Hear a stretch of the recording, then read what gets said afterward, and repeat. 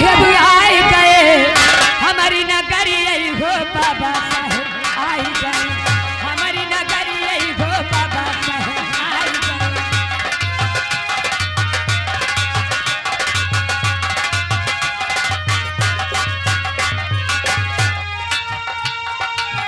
बाबा साहेब आए गए भीम साहेब आए गए हमारी नगरी हो बाबा साहेब आए गए हमारी नगरी हो बाबा साहेब आए गए।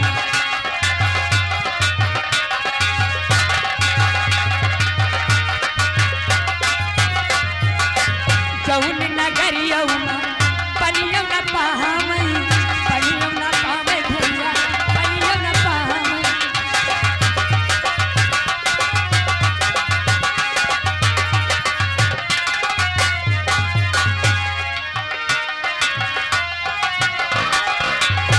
हेलो हमारे ठीक है पूरा होगा।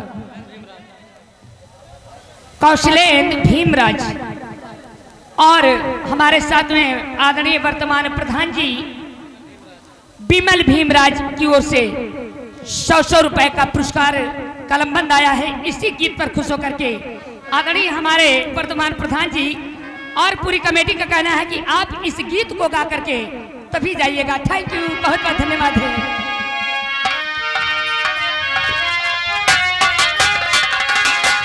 जौन नगरिया पनियों न पावई पनियों न पावे भैया पनियों न पावई।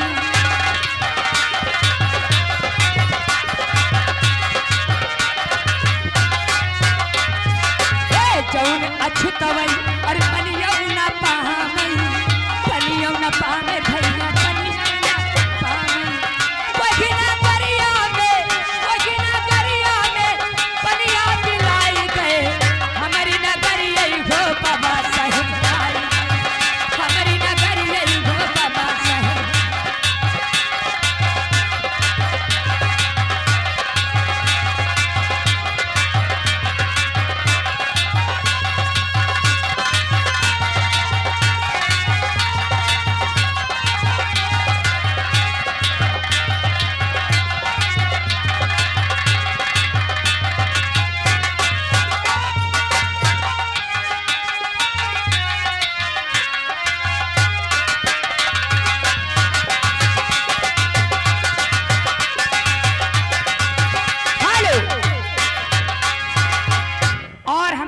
आदरणीय राकेश राजवंशी कस्मापुर की ओर से क्या बात है, इसी गीत पर खुश होकर करके ये 100 रुपए का पुरस्कार फिर से आया है पुनः मेरे लिए। बहुत बहुत धन्यवाद है, धन्यवाद है।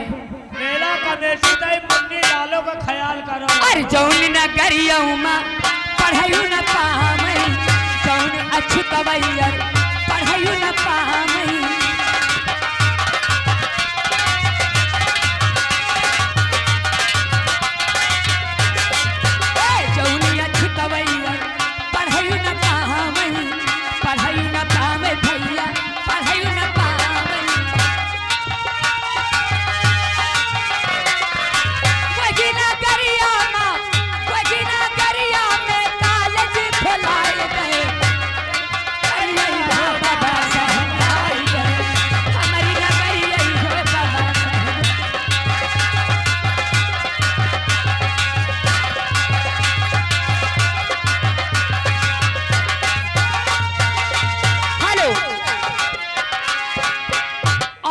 गीत पर खुश होकर के आदरणीय हमारे धर्मराज पासवान जी की ओर से 151 रुपए का पुरस्कार कलमबंद आया है। आशीर्वाद की कामना है, मेला 1 साल में लगता है। पढ़ाई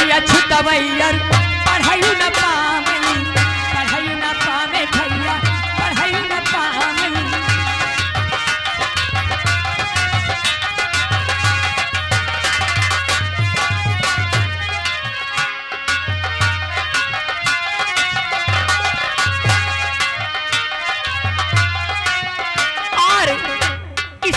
खुश होकर के हमारे बड़े भैया निर्भय पासवान की ओर से क्या बात है, भीमराव अंबेडकर जी आपने जीने का हमें मकसद दिया, बहुत बहुत धन्यवाद है।